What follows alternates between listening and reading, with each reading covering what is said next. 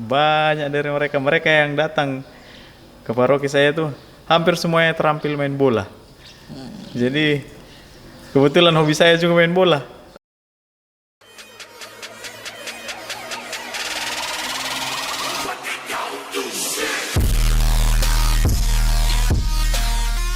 Yang umat beriman yang terkasih, semoga kita semua dalam keadaan sehat dan dalam lindungan Tuhan.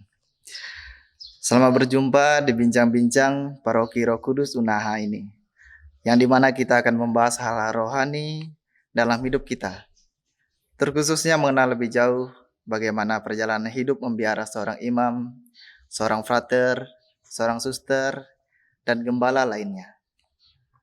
Pada bincang-bincang rohani kita akan mencoba berbincang-bincang dengan seorang frater yang bertugas di Paroki Roh Kudus Unaha ini, yang bagi umat di sini pasti sangat sudah mengenal sosok frater ini. Dan untuk menemani bincang-bincang ini, kita sudah kedatangan dari seorang frater, yaitu Frater Elevenson, ya, yang akrab dipanggil dengan Frater Elef. Sebelum kita mulai bertanya-tanya kepada frater, alangkah lebih baiknya kita mulai bincang-bincang ini dengan doa yang dipimpin oleh frater sendiri. Oh ya, baik, mari kita siapkan hati kita untuk berdoa. Dalam nama Bapa dan Putra dan Roh Kudus. Amin. Tuhan, kami sungguh bersyukur atas segala penyelenggaraan-Mu yang baik dalam hidup kami dan juga atas segala sesuatu yang telah kami terima daripada-Mu, kesehatan, kegembiraan, sukacita, dan hidup harian kami yang dapat kami lalui. Sehingga pada kesempatan ini kami dapat berkumpul dan berbincang bersama, membahas tentang hidup kami dan juga membahas tentang kehidupan gereja-Mu yang kudus. Semoga ya Tuhan, lewat perbincangan kami pada siang hari ini, kami dapat memperoleh sesuatu yang baik demi perkembangan iman kami sendiri, dan terutama demi perkembangan iman gereja-Mu yang kudus. Curahkanlah Roh Kudus-Mu ya Tuhan bagi kami, lindungi kami, sertai kami dan jagai kami selama perbincangan ini. Dan semoga kiranya nama-Mu dimuliakan lewat perbincangan-perbincangan yang kami lakukan. Kami sampaikan doa-doa kami ini bersama Bunda Maria, dengan perantaraan Kristus Tuhan kami. Amin. Dalam nama Bapa dan Putra dan Roh Kudus. Amin. Amin. Terima kasih frater sudah memimpin kita dalam doa. Sama-sama. Selamat siang frater, bagaimana kabarnya hari ini? Ya, baik. Luar biasa. Kita langsung saja pada diskusi kita ya.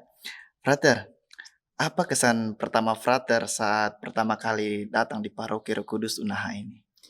Oh ya. Kesan saya yang pertama ketika datang ke sini, ke paroki ini, saya merasa bahwa gereja paroki ini seperti bukan bangunan gereja pada umumnya. Saya kira dulu ini pura, tempat orang Hindu beribadah. Karena pagarnya itu sangat khas dan juga ada gapura yang sangat khas Bali yang biasanya kita temui di tempat-tempat ibadah orang Hindu ataupun di rumah orang-orang Hindu. Lalu ini rasanya kok saya berada di Bali dan tinggal nanti di tempat pura. Tahu-taunya ya memang beginilah situasi gereja Paroki Roh Kudus Unaha. Sangat khas ya. Ternyata ciri khasnya memang dia berbudaya Bali ya. Budaya Bali dengan segala bentuk ukiran dan semuanya sangat diwarnai oleh budaya Bali. Halo frater, apa yang menjadi tantangan sebagai seorang frater selama bertugas di Paroki Roh Kudus Unaha ini, frater? Oke, baik. Sejauh ini dan saya rasa setelah pengalaman kurang lebih 10 bulan bersama dengan umat dan juga bersama dengan kehidupan komunitas bersama para pastor dan saudara-saudari yang ada di sini yang membantu kami di pastoran, tantangan itu rasanya tidak ada, hanya saja mungkin mereka yang merasa tertantang melihat saya karena ketika saya pertama kali datang ke sini dengan kondisi yang cukup, enggak seperti ini dulu, janggut ini panjang, rambut gondrong, lalu seperti seorang preman dia. Kata orang-orang itu preman. Rasa-rasanya dan karena keterbukaan umat di Paroki Roh Kudus Unaha ini, semuanya kesulitan-kesulitan ataupun tantangan itu rasanya tidak dianggap sebagai tantangan, namun hanya sebagai sesuatu yang memberikan semangat untuk berbuat lebih lagi. Jadi sebuah semangat dari frater sendiri ya. Lalu ini frater, apakah ada hal-hal yang menjadi kesulitan bagi frater itu selama beradaptasi? Tentu saja di lingkungan ini kan kita masuk dalam lingkungan baru ya kan. Bagaimana itu frater menghadapi itu hal semua untuk beradaptasi? Soal adaptasi, memang saya berasal dari satu budaya yang berbeda. Saya ini orang Batak lalu datang ke wilayah di sini Trans Bali. Adaptasi yang pertama itu ya tentunya bahasa. Orang-orang Bali di sini kalau sudah ketemu itu pasti pakai bahasa Bali. Tapi ketika kita ada di antara mereka, mereka menghargai jika mereka pakai bahasa Indonesia. Namun sejauh ini karena kita sudah bersama-sama dengan umat sering, tantangan bahasa itu rasanya tidak terlalu mengganggu lagi. Kesulitan tentang bahasa itu karena apabila mereka berbicara 1, 2, 3 kalimat, saya sudah mulai mengerti. Lalu kesulitan-kesulitan lain, saya rasa kita harus menyadari bahwa umat di sini juga sebagian besar petani dan juga sebagian besar dari kita itu beternak juga tuh. Iya, Jadi beternak.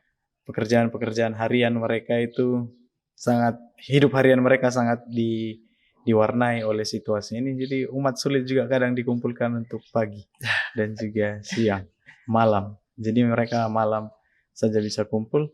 Akan tetapi semuanya itu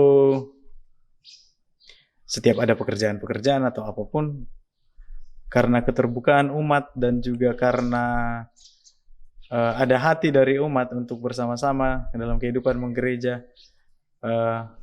kesulitan-kesulitan seperti itu juga bisa diatasi sendiri. Mereka bahkan dari umat sendiri yang keluar kesepakatan untuk berkumpul bekerja bersama kapan saja, di mana saja. Jadi semua itu dapat teratasi. Semua itu melalui komunikasi yang baik tentunya ya. Ya benar. Ya benar, kalau umat di sini kan hanya cukup dikomunikasikan saja. Hanya cukup mengatakan, apalagi mereka sangat gampang untuk diarahkan ya. Iya. Kita hanya menyampaikan kepada ketua rukun, ketua wilayah, itu umatnya gampang untuk langsung berkumpul atau melakukan sesuatu. Itu sangat gampang. Itu baik sekali ya untuk frater. Lalu frater, apa yang menjadi panggilan seorang frater ya, bisa terdorong hatinya untuk menjadi seorang frater? Apa karena sebuah cita-cita atau ada hal lain seperti karena melihat sebuah kehidupan seorang imam ya kan? Atau ada mungkin hal yang mendorong hatinya frater sehingga dalam hati itu berkata, wah, saya ini ingin menjadi seorang frater yang kelaknya akan menjadi seorang imam, seperti itu. Ya, pertanyaan ini berkaitan dengan sejarah panggilan kalau begitu. Ketertarikan saya menjadi seorang frater ataupun seorang pastor itu tentunya dipengaruhi satu hal, pengalaman kecil saya. Itu ketika kakak saya dulu, itu beberapa kali membawa saya ke pastoran. Beberapa kali membawa saya ke pastoran karena kebetulan dia dekat dengan pastor. Dan ini sepertinya memang menciptakan ketertarikan dalam diri saya untuk menjadi seorang imam, apalagi pastor dulu tuh dengan ramahnya mereka. Asik nih jadi pastor. Lalu yang kedua yang buat saya semakin tertarik itu ketika melihat anak-anak seminari atau seminaris melakukan aksi panggilan di paroki saya. Jadi mereka itu biasanya antara Natal sampai Tahun Baru, seminaris di paroki saya itu ada berkeliling-keliling. Dari paroki ke paroki mereka menyanyi, buat pertunjukan, bertugas saat perayaan Ekaristi, lalu menampilkan drama. Itu saya lihat, mereka cukup terampil dan juga cukup memiliki banyak bakat. Jadi kira itu semakin tertarik. Dan ada satu hal juga yang sangat berpengaruh. Oh, ada satu lagi ya? Iya. Ketika itu sedang istirahat bersama, ketika anak-anak seminar melakukan aksi panggilan, dulu kami istirahat bersama, kami diajak untuk berkumpul bersama. Mereka itu kayak main bola bersama. Kebetulan hobi saya ini main bola juga. Melihat begini, anak-anak seminari sangat terampil main bola. banyak dari mereka yang datang ke paroki saya tuh hampir semuanya terampil main bola. Jadi kebetulan hobi saya juga main bola. Langsung Ah, bertanding saat itu juga. Langsung lah kita, hebat sekali. Bahkan orang yang dulu di kampung saya rasa yang paling hebat main bola itu. Iya. Ternyata kalah sama anak seminar. Kalah juga dengan seminar. Makanya membuat saya semakin tertarik dan wah yang ini sekolah yang pas ini. Hingga pada akhirnya masuk seminari dan melihat di sana, kehidupan di sana, kita memiliki irama yang baik, yang membuat dan juga dalam beberapa kunjungan bersama umat dan umat merasa memang sangat membutuhkan kehadiran seorang pastor, pelayan, seorang frater itu ya, membuat hati semakin tertarik untuk ikut dan masuk ke seminari. Kira-kira itu yang Jadi itu awal mulanya frater ini tertarik untuk masuk seminari ya. Lalu berikutnya frater, apakah ini sebentar kan intinya menjadi seorang frater, maksudnya apa inti jika kita ingin menjadi seorang frater, intinya ya kan. Lalu apakah ada syarat-syarat tertentu yang bisa kita penuhi untuk menjadi seorang frater itu?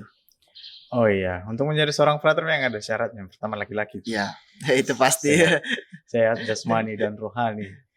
Lalu dan inti saya rasa atau menurut saya inti menjadi seorang frater atau biarawati atau menjadi seorang gembala itu adalah mengikuti jejak Kristus itu sendiri, menjadi seperti Kristus, melakukan pelayanan pada banyak orang tanpa memandang siapapun orang itu. Dan mengikuti jejak Kristus ini ada 3 hal. Dalam 3 hal yang dikatakan hidup bergaul. Yang pertama kemurnian, ketaatan, dan juga kemiskinan.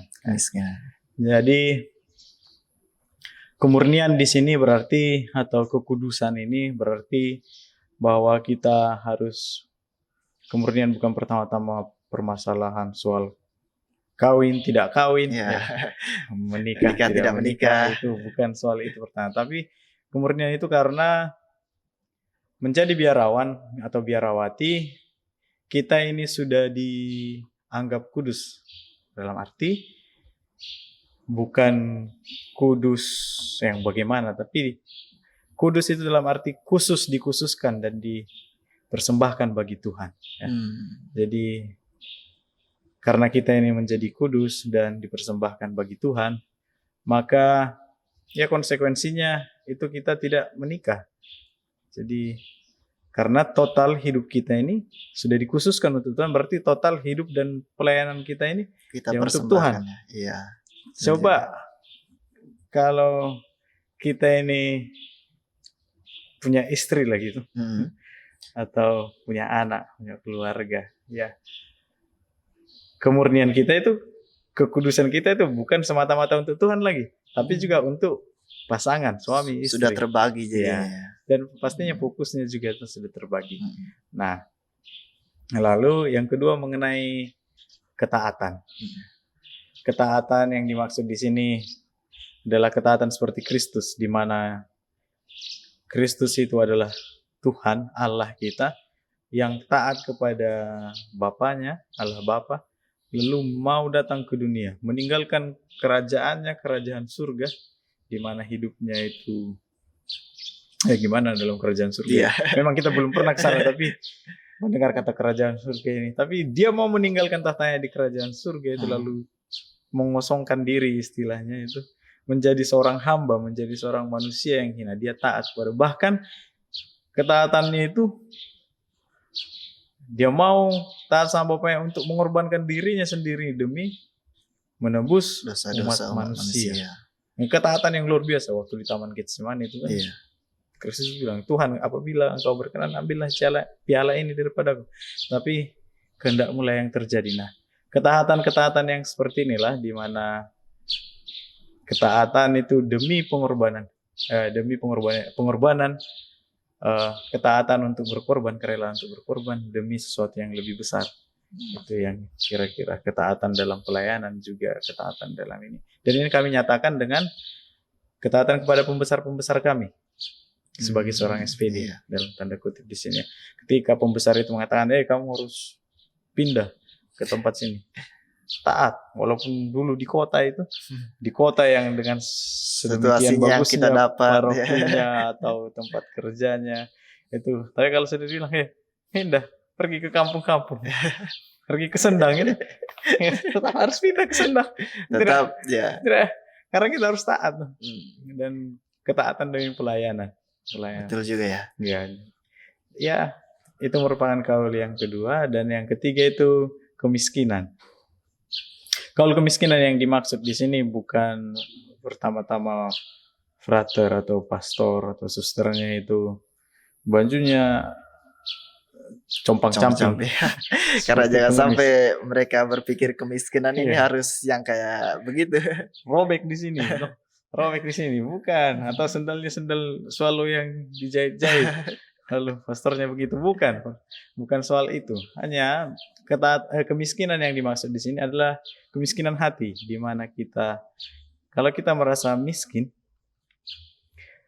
orang-orang yang miskin itu kan orang-orang yang tidak mampu berbuat apa-apa, yang sering mereka itu berpasrah kepada Tuhan. Nah, kemiskinan yang seperti inilah yang diharapkan. Nah, lalu orang-orang miskin itu juga karena kemiskinannya, pasti sikap mereka itu menjaga sesuatu yang ada pada mereka, milik mereka itu.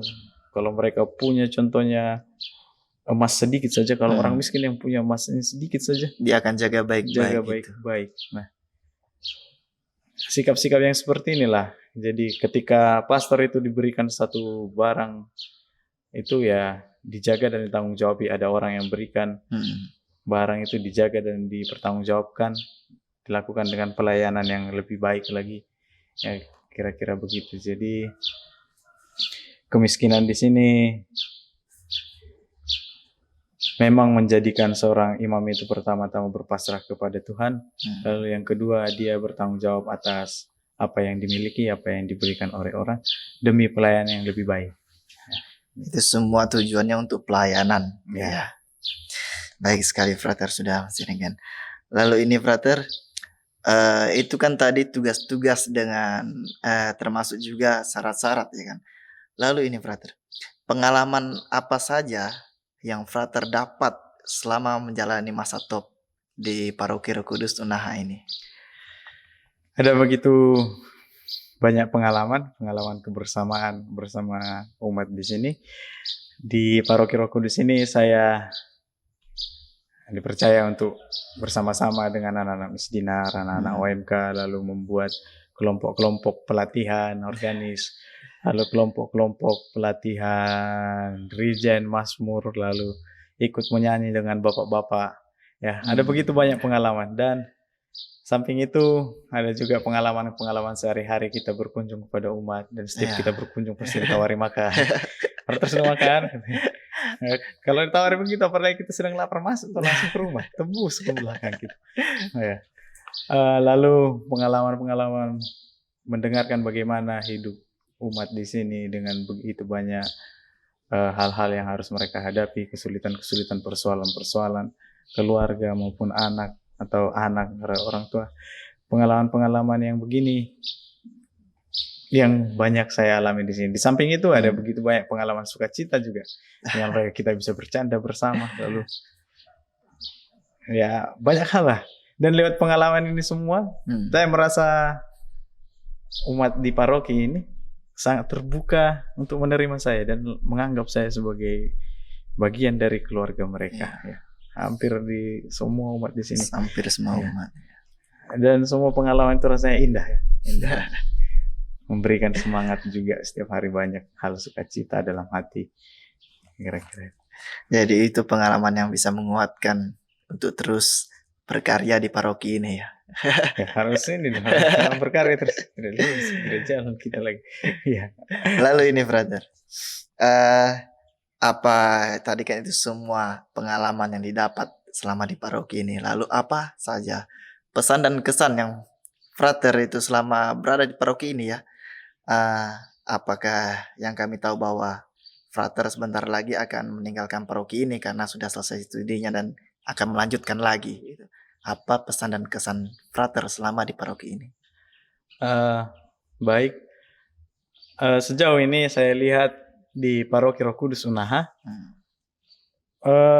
segala sesuatunya bisa diatur dengan baik, berjalan dengan baik, walaupun kita mau buat perayaan sebesar apapun, event sebesar apapun, semua itu bisa diatur dengan baik karena umat di sini sangat guyup ya, sangat guyup. Lalu Guyup ini artian apa ini, brother? ya kita gampang bersatu, Gitu ya. kerja, Iya. gotong royong itu bersama-sama itu sangat guyup dan saya sangat senang. Ya memang ada 1-2 orang yang kadang karena melihat orang lain sudah ada, biar saja mereka begitu. Tapi secara umum semua berjalan dengan baik dan rasanya ya kesan persatuan umat di sini. Ya umat ini menjadi bisa dikatakan salah satu model gereja itu gereja yang satu. Ya. Lalu pesan saya kepada umat di sini di Paroki Roh Kudus Unaha ini, mari kita semakin terbuka. Mari kita semakin terbuka dalam arti ada sekian banyak memang orang yang aktif. Ada sekian banyak orang yang mengambil peranan dalam kebersamaan hidup menggereja. Ya. Tapi di satu sisi terkadang orang-orang tertentu juga merasa karena sudah banyak orang atau sudah ada mereka di sana. Jadi mereka ada beberapa yang menarik diri dan kurang ikut mengambil bagian. Tidak mau gabung ya. Enggak banyak, istilahnya. hanya 1-2 orang, iya. 1-2 ini. Nah, satu sisi memang di kedua belah pihak atau kita semua yang banyak yang aktif ini kita harus membuka hati untuk mari merangkul mereka. Dan yang kedua, yang mereka ini yang juga menganggap diri agak terpisah itu membuka hati juga, mari mau bergabung. Jadi supaya disatukan semua. Karena Tuhan itu tentunya mengharapkan gereja itu gereja Katolik yang satu, kudus, apostolik, di mana kita membentuk suatu gereja yang benar-benar penuh dengan sukacita, persaudaraan, ya penuh dengan nilai-nilai yang diajarkan oleh Kristus itu sendiri, di mana kita saling merangkul satu sama lain, saling membantu satu sama lain, apalagi membantu mereka-mereka yang lemah, yang merasa dirinya agak minder kadang dengan kehidupan gereja dan lain-lain. Mari kita rangkul bersama-sama. Ya, baik ya, Frater. Frater.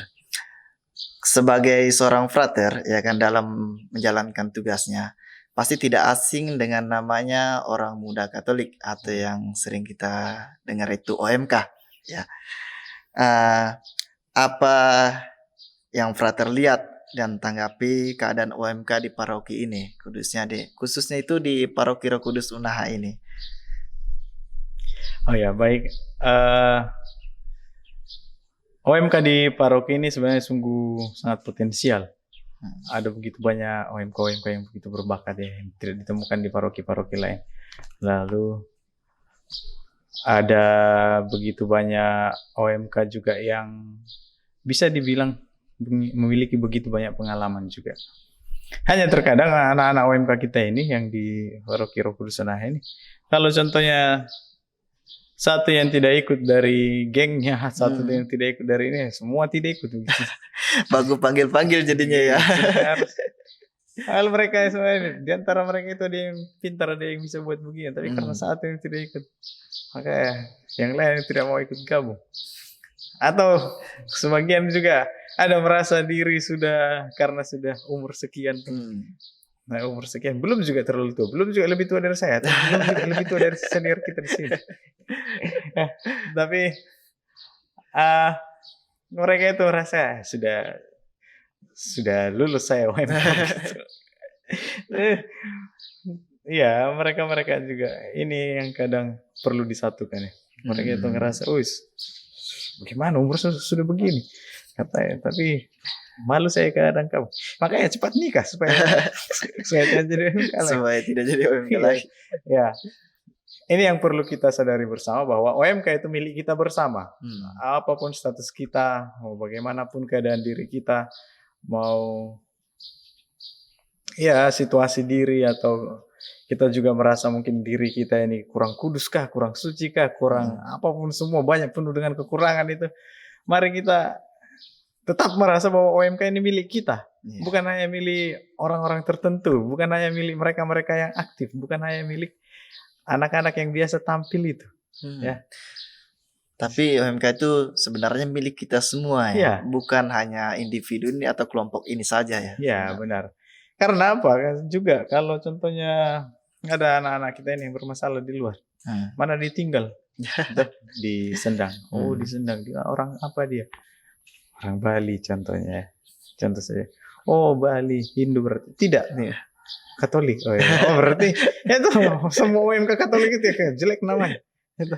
Makanya saya bilang bahwa OMK itu milik semua orang, mau yang aktif kah, mau yang tidak kah, mau supaya jangan kita merasa terpisah. Dan memang idealnya kita bahu-membahu semua itu satu. Melangkah, jangan ada yang merasa dia bukan bagian dari ini, bukan bagian dari itu, makanya dia tidak mau mengambil peran dalam kehidupan bersama OMK. Itu salah dan keliru menurut saya. Ya, teman-teman OMK ya coba hilangkan itu pembatasan, sekat-sekat antara satu dengan yang lain. Karena mari kita berbaur bersama. Kadang karena kita kurang mau mengenal juga satu sama lain tuh. Kurang mau mengenal satu sama lain. Jadi dalam pikirannya itu pasti begitu orangnya. Belum kenal. Hanya karena omongan-omongan orang lain juga. Padahal kalau sudah dekat kita bisa lebih besar lagi ya, kita punya OMK jadinya. Lebih besar, lebih kompak dan akhirnya bakat-bakat yang ada yang ini bisa disatukan tuh dan kita menciptakan sesuatu yang lebih baik bagi kehidupan menggereja, bagi kehidupan umat, dan barangkali kita juga bisa menciptakan sesuatu yang lebih besar untuk persembahkan untuk di luar gereja. Nah, kita menampilkan apa yang bisa kita tampilkan, bakat-bakatnya atau segala sesuatu itu bisa kita tampilkan. Baik sekali. Oh ya, Frater, itu kan tadi untuk OMK ya. Lalu apakah ada sebuah pesan singkat ya kan untuk umat di Paroki Roh Kudus Unaha ini secara umumnya yang ingin disampaikan? Pesan singkat ya. Tidak panjang lagi. Pesan singkat saya bagi semua umat di Paroki Roh Kudus Unaha ini, umat Paroki Roh Kudus Unaha itu tetaplah hidup guyup satu sama lain, ya, saling membantu dan bergotong royong. Tetap hidup guyup satu, lalu hiduplah terus dalam damai, dalam damai.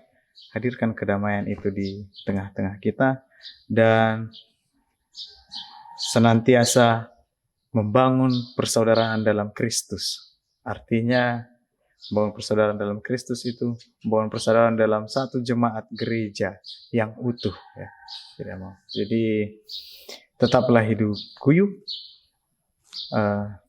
tetaplah menghidupi atau menghadirkan kedamaian dalam hidup bersama sebagai umat.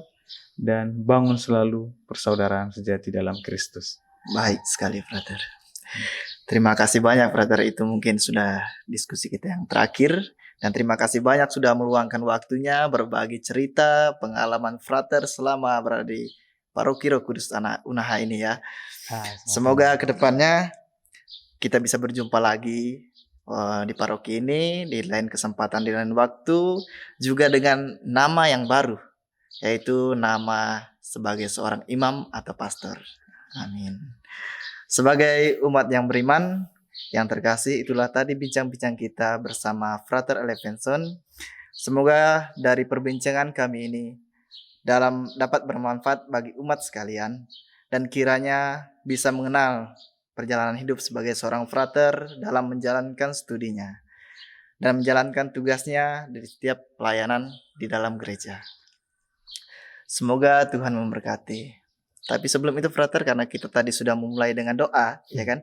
Kita perlu tutup juga dengan doa. Doa. Mari, Frater. Oke, baik. Mari kita berdoa. Dalam nama Bapa dan Putra dan Roh Kudus. Amin. Tuhan, kami sungguh bersyukur atas berkat-Mu yang begitu nyata, penyertaan-Mu yang begitu nyata kami rasakan lewat perbincangan kami bersama ini. Kami mohon ya Tuhan, semoga segala sesuatu yang kami obrolkan, bincangkan bersama ini dapat membangun iman kami masing-masing, terutama dapat membangun iman umat-Mu. Engkau tahu perjuangan-perjuangan umat-Mu ya Tuhan, tiap-tiap keluarga, tiap-tiap pribadi di Paroki Roh Kudus Unaha ini. Kami mohon perhatikanlah mereka semua, agar gereja-Mu senantiasa dapat mewartakan kerajaan Allah bagi semua orang. Dan semoga ya Tuhan, karena penyertaan-Mu pula, berkat-berkat dari-Mu, serta perlindungan dari-Mu, umat-Mu di Paroki Roh Kudus Unaha ini dapat mengalami damai, dapat mengalami persaudaraan yang sejati, dapat senantiasa satu langkah berpadu dalam membangun hidup gereja, dalam membangun hidup berkeluarga, dan dalam membangun hidup harian mereka. Kami sampaikan doa-doa kami ini ya Tuhan, bersama doa Bunda Maria, dan dengan perantaraan Kristus Tuhan kami.